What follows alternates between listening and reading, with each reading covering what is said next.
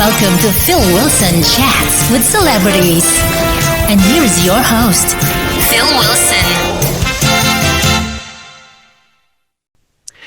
Tight Fit shot to fame in 1982 with the song The Lion Sleeps Tonight. The original lineup reformed in 2010 to address the requests they were receiving for performances and now sing live up and down the UK and in Europe. New music is here with the single Own the Universe, taken from their new album on Energize Records. And Julie, Denise and Steve join me now. How are you doing? Well, good, thanks. Excellent. Well, it's lovely to speak to you because after Own the Universe dropped in my inbox, I thought this is absolutely amazing. We'll have to have you on the show and let people hear the voices behind that fabulous record. Oh, that's so kind. Thank you so much. Now, everybody of all ages knows your new wave dance single, The Lion Sleeps Tonight, but not everybody knows who is in the band. So please, could you, one by one, introduce yourselves and your role that you play in Tight Fit. Steve, to start off with. Okay, I'm Steve Grant, and one of the original members of the band. Is that it? That's it, yeah. Yes, and Denise.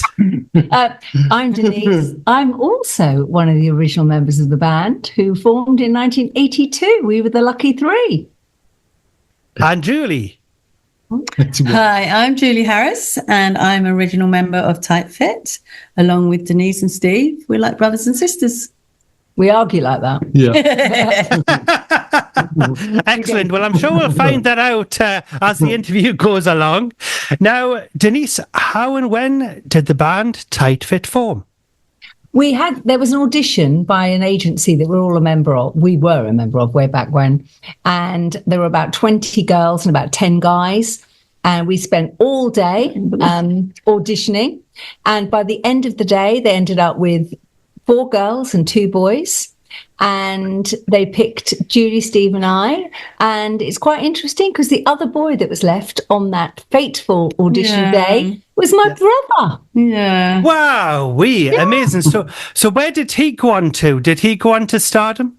He had an amazing career. Yeah. Well, he was a singer and a dancer on television for many years. And he was in the West End. He played the beauty school dropout part in Greece.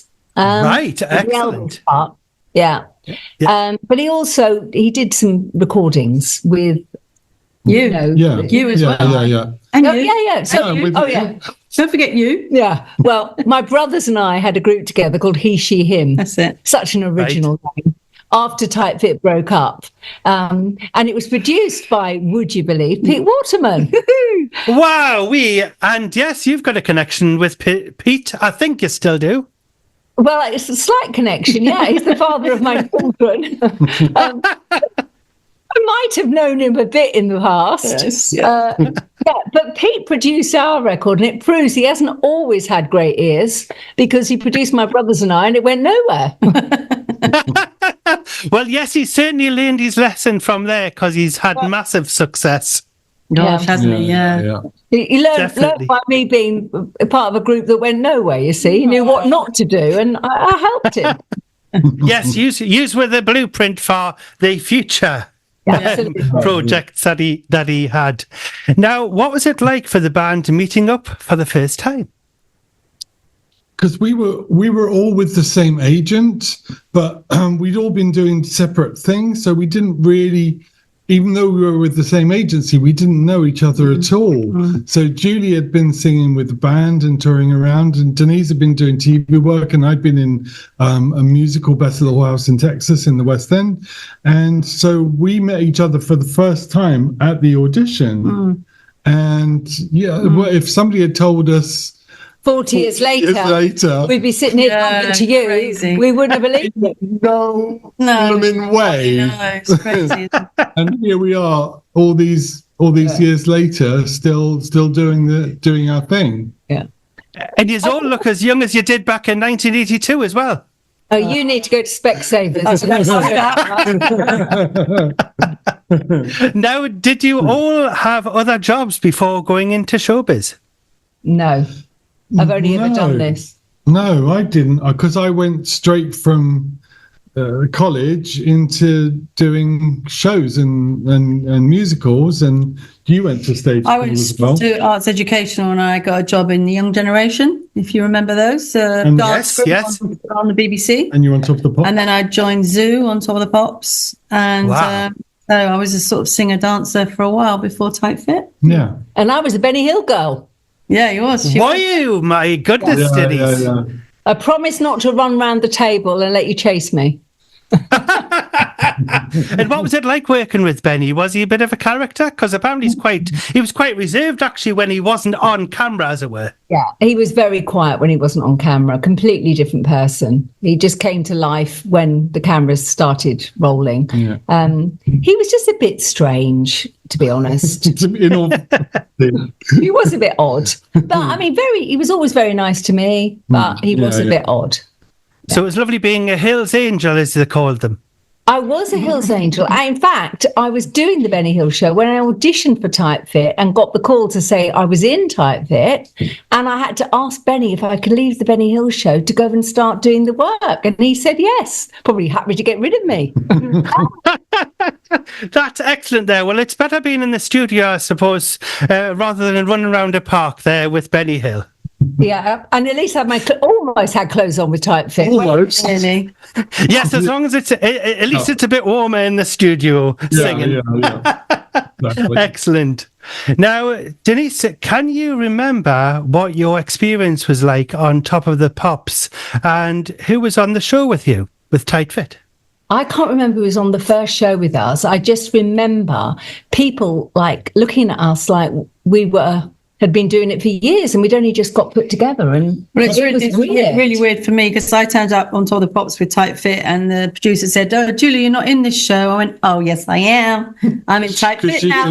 Because I've been working on Top of the Pops in Zoo for like 2 years. Yeah. So they said, "No, you're not on tonight." I went, "Yes, I am." Yes. But we did have the Pops quite a few times with Lion and with Fancy Island. And so we were on with groups like Spandau Ballet, the Bananarama, England football team. Wow. And Mark Armand, ABC. No, it was a bit later. So we were on with lots of bands that were really, really famous. And we, like everybody, we grow up watching that show and absolutely loving it. So to be there doing it and being part of it was just unbelievable. But the most amazing part was when we went on a Radio 1 roadshow and we were in this car and we pulled up to this roadshow. And as the car pulled up, we opened the window because I saw my cousin's face like stuck at the window. And I was going, "Oh, there's my cousin." And as we opened the window, all these arms came in and there were all these girls trying to attack Steve. So we took the window back up again. Without breaking arms off. Yeah. Excellent. And I bet you it was a great atmosphere in the green room as well there. Yeah, lots of fun times. And scare. When the show went out live, though, I used to get very nervous because you had to do it live on a Thursday sometimes. Yeah. But most of the times they filmed it on a Wednesday and then it went out on Thursday. It's always filmed on a Wednesday. Yeah. But I'll let you into a little secret. So when we got to know, when we first did the show, Steve had got given a loincloth to wear. And when he went down into the studio, the director came running down and said, "I'm sorry, you cannot," this is when we were in like number 25 or something. Yeah. "You cannot wear that on our show. Go and put some clothes on." And he had to go to wardrobe. And that's why he ended up in a string vest and a pair of khaki trousers. Yeah. Zoom on, 4 more weeks, we're number 1. And the record company said, "Look, we really want you to wear the loincloth now." And the thought of that, Steve lost half a stone in weight. Because I really, really, really did not want to wear it.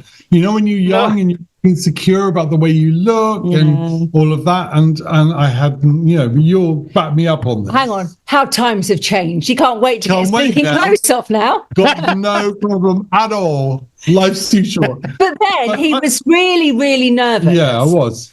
So we went on stage And the director said, "Oh no, it's fine. When we're number one, you can wear it." So my heart was sunk. And then, because the record company thought, "Oh, we'll get another week." We'd already been number one for 3 weeks, and so I wore it. And then that week, the song dropped, so it had no impact at all. Absolutely none. And have you still got the leopard print line everybody cloth? remembers it. Have you still got the leopard print line cloth? Somebody's cleaning their car with it as we speak, probably. Excellent. It'll be on eBay somewhere there. Little cottons there to clean the car. A great chamois there. Excellent. Yeah. Now, Steve, how did it feel to have Tight Fit single going to number one and spending 3 weeks there? Amazing. You know, it was amazing. I can remember when we were out all together, weren't we? When we heard it, we were driving down Carnaby Street in the car. You're right. And we heard it on the radio that we were number one. We went mental. And we just went mad in the car and opened the windows and started shouting. Like, people are looking at us like, who are these crazy people? I remember. We were all in our 20s, early 20s. Yeah. So young. Yeah, really young. Yeah. A great time as well. And at that time, in the 80s there was lots of like music like yourself, kind of. There was like Tyre and people like that. There was acts which actually were of the same kind of ilk, as it were. Yeah. And that's, I think, how, that's why it actually worked. Definitely. Well, when they were putting the group together, we're convinced that because they chose a dark hair and a blonde girl, that and Bucks Fizz were around at the same time. They were trying to differentiate between Bucks Fizz and kind of make us more towards ABBA, but with just the three of us. So you've got the dark and the light. So, if guys preferred a brunette or a blonde, you had the choice. It was a mix, wasn't it? Yeah. Of look. Indeed, and of course you had Kid Creole and his Coconuts with a similar kind of thing. August there, he was quite dark, and then he had his Coconuts there, the blondies. Yeah, absolutely. Yeah, and then Paul Young and he had Q-tips. Wealthy Tarts. The Q-tip, yes. Yeah, that's right. We did a live tour with Paul Young and the Q-Tips as our backing band. Before they were famous with their tracks. And when we walked into the rehearsal studio, and we heard Paul Young singing, we almost turned around and went out. So amazing. It was just before he'd had his first hit. And so we had the whole of his band, and Paul was doing backing vocals for us, believe it or not. And it was an amazing tour. We went all over the country. And they taught us how to be a little bit crazy on tour, because they'd done it before and we hadn't. So a lot of mooning. Yeah. Indeed. You learned from the best. Oh my gosh. Yeah.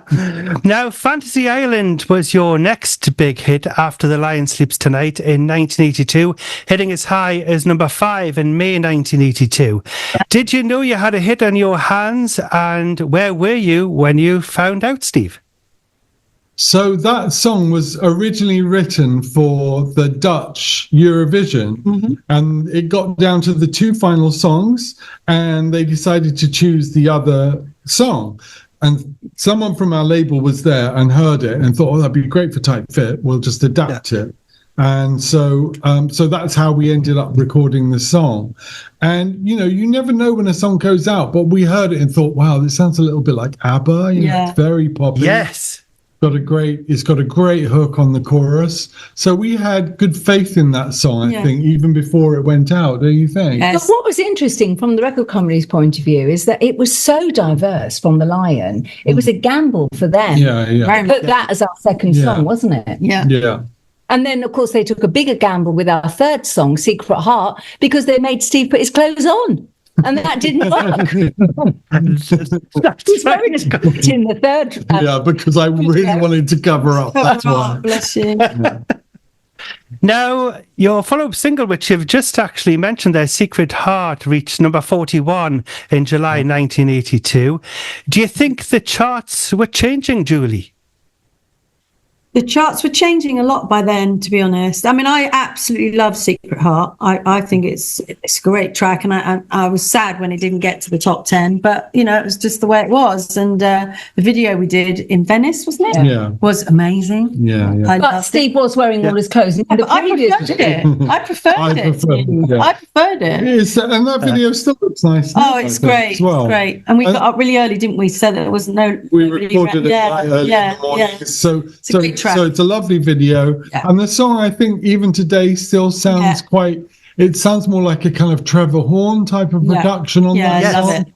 And it's it's got that nice strong piano intro on it, and I think it's a song that still stands up. And the interesting thing about that song, when it was originally written for us, it was called it was called Time Machine. What's it? It was Right. Riding my time machine, and that was the lyric. I didn't know that. And the record company wanted to have something that was much more romantic. Yeah. And so they asked the writers to change it to Secret, and they wrote it as Secret Heart after that. Yeah. So that's what we recorded. Then the writers went off to America and sold the song to Barbara Streisand, who recorded with the original lyric. So she recorded Time Machine, and it's on one of her albums. So there's a really weird connection there with Barbara Streisand and Tight Fit. The song, it's slightly a different arrangement, but you can hear it's the same song. I need to listen. Yeah. Yes. I'll have to hear the Barbara Streisand version. So I can do the comparison there. Now, the band split up soon after this time in the charts. Do you think Tight Fit had run its course? As I'm sure it could have had more big hits UK-wide, Denise. With the record company. Well, the record company were the reason we broke up. But what's interesting is that the fourth song that came out was an amazing song, Undecided. Yeah. It would have been a big hit. It would have been. Who knows whether it would or wouldn't have gone anywhere? I think it would. We don't know. It would. But sadly, because of what went on with the record company, they were trying to be unfair between Steve and us too. Yeah, they were horrible. They made it very awkward. Yeah. They wanted to give, pay different monies, even though we were all the same. I lost the plot and walked. And basically, they replaced us with two more girls. And as we say, who's to know whether it would have done anything with us? They mime to our voices. But I made the mistake. I made the mistake of staying on because that was what really. They gave you no choice, really. Possibly, yeah, but I do know it was a mistake to stay on. It really shouldn't have happened. But you look back on things and you learn by them. Yeah, exactly. We all make mistakes in life, and that was something that I had a big. But what was quite funny was because when it was the last night of the tour with Paul Young of the Q-Tips as the backing band, we had a great tour. We thought that we were having a few weeks off and then going to Australia. Yeah. Do you remember? Yeah. They next thing, get a phone call the next day saying, "Thank you very much, goodbye." How rude was that? Jive Records, by the way. They were a very horrible label. They were really playing us against each other. They were. And they were giving us like half a point on each side of the single, and there was no money, all of that and stuff. To pay us all differently money. And we're not unique in that. Lots of people went through, in the 80s. Had terrible contracts. We were puppets. They told us when to go to the doctor, when to go to the dentist, and that was only if it fitted in with the schedule that they were giving. Stop saying how lucky we were. You're the lucky one. You're so lucky that we're giving you this opportunity. Yeah, thank you. Yes, even though you're lying in their pockets with the number one single straight off the cuff. Unbelievable. Well, hopefully all of that is put to bed now as far as labels are concerned. But somehow, I don't know, because when I've spoken to people, there's still a little bit of that going on. But least said, soon as mended, as they say. Yeah. Absolutely. No, I think things will be more different now. Definitely more different, especially with Energize Records now, which seems to be excellent. And I've known of that label for a long time, so I know that you're with the right bunch there. Definitely know what they're talking about. Really lovely chat. Yeah, no, it's been fantastic. It's taken a long time to record the album, which we've just literally finished, but they rotate. It's only a small label, so they rotate. They'll record with us, then Nikki French, and then Rosala. So it rotates, and then it takes a long time to get things, all finished. But they've been amazing for us. We've absolutely loved every minute of working with them. And what's really great is the fact they've given us some unbelievably great songs. Right. Yeah, great pop songs. Yes. Yeah. So I think they're pleased with the results, and we definitely are. Yeah, we think this is the first album that we've done that doesn't have any cover version. So it's 12 brand new songs for us, and all really strong pop songs that I think any of them could have been a hit for us. So I defy anybody listening to the songs to know or even realise that we're all over 60. Wow, I can't believe that myself. Thank you. And I certainly don't need to go to Specsavers because I can see it there. Fabulous. Now, you all took up other jobs after leaving the group. Could you tell us all about what happened next, Steve? Okay.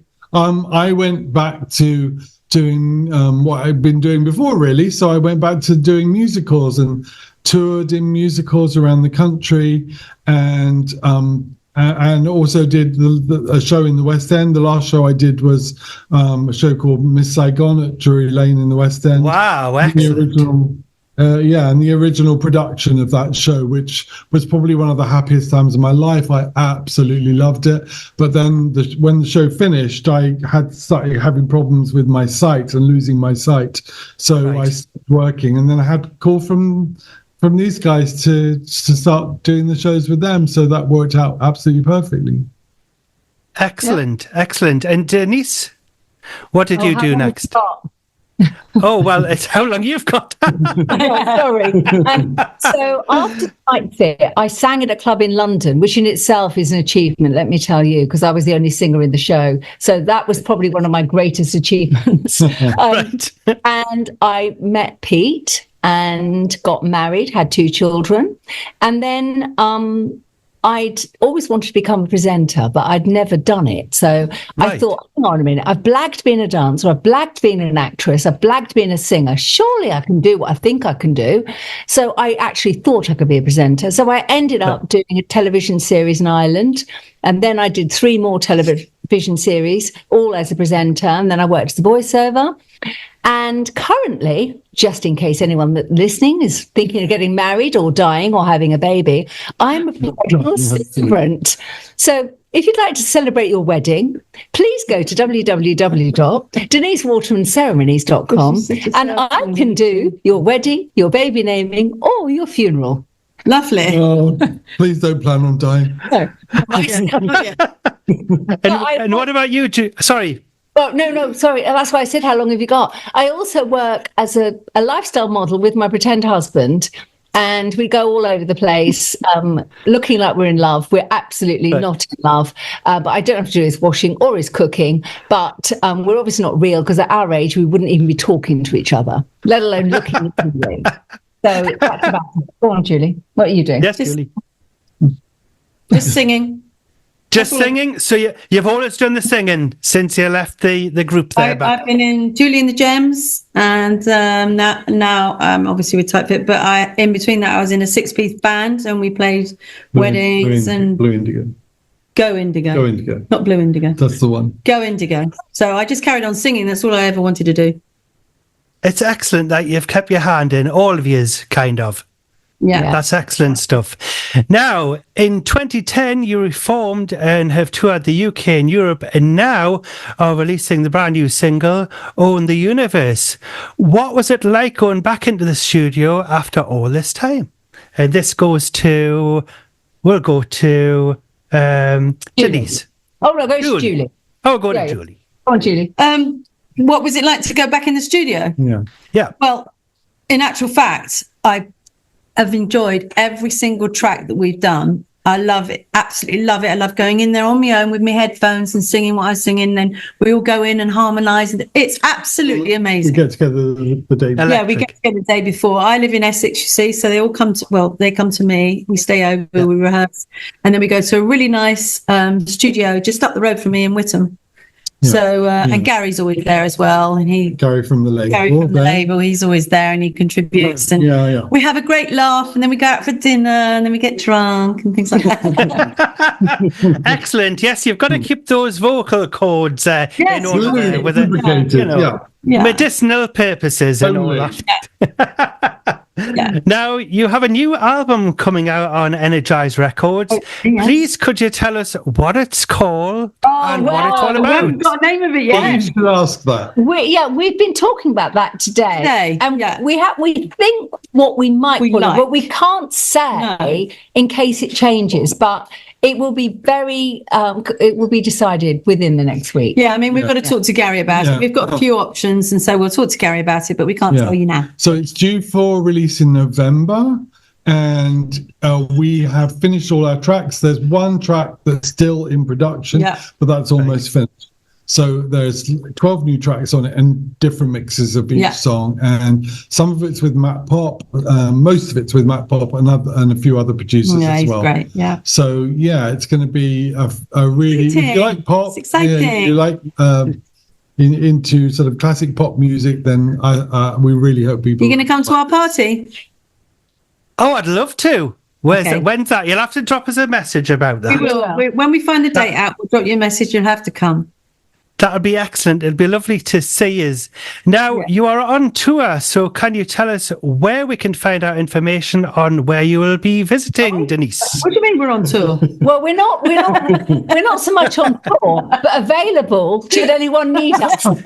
Tonight, we're in Halifax. We're in Halifax right now doing a gig, but obviously that will have gone by the time this goes out. Right. So we are doing a show tonight, but we're not kind of touring. We just, when a gig comes in, we'll go and do it. Yeah. It's very relaxed these days, but we're open to weddings. We're chilled. Bar mitzvahs, whatever you are out there. But when I do the wedding celebrant, we can be the wedding band. Well, they get us on it then. Well, everybody can go to your website, Denise, and you can book tight fit, surely. Oh, girl. Yeah, no problem. There you go then. The promotion's done there. One stop shop. Exactly, and why not? Absolutely. Now the vinyl revival is here, so please could you tell me what your favourite vinyl record is, Julie first? What, ever vinyl record? Oh my goodness. If you were to put the needle on the record right now, if you had a turntable beside you, what would you play? 100% Whitney Houston. Lush. And what song would you play me out of the collection? I love the way she sang. I love her type of music. There's not one song I didn't love of hers. I just love her. Would you go for The Greatest Love of All? Oh, I love it. It makes me cry. It's beautiful, isn't it? Yeah, I love her. And Steve? I would say when I was a teenager, still living at home, I think my favorite album from back then would be Songs in the Key of Life. Wow, Stevie Wonder.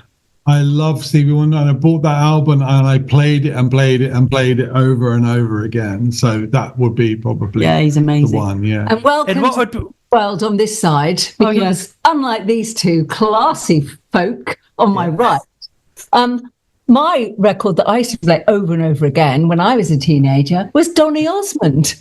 Oh, wow! Nothing wrong with Donny. We love Donny. Oh yeah, we love Donny. Do. I would have done anything with him. David Cassidy. Oh yes. Well, he was a daydreamer, wasn't he? He was beautiful. Walking in the rain. Sorry.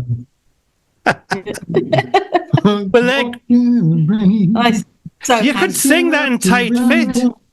Hey, that's a good. I like that. Did it. I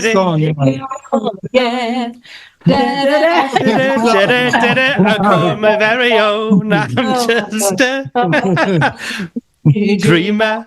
Walking in the rain. Did it. Oh, rainbows will never find again. Life is much too beautiful. Leave it all alone. I don't have to be someone I call my very own. Excellent. Yeah. I love it. I love it. Well, I would say we'll call that a draw then between Donny and David Cassidy there. Yeah, just for today. Just for today, because we're all friends here. Now, you're not going to believe this, guys. We've run out of time. So, Won't you?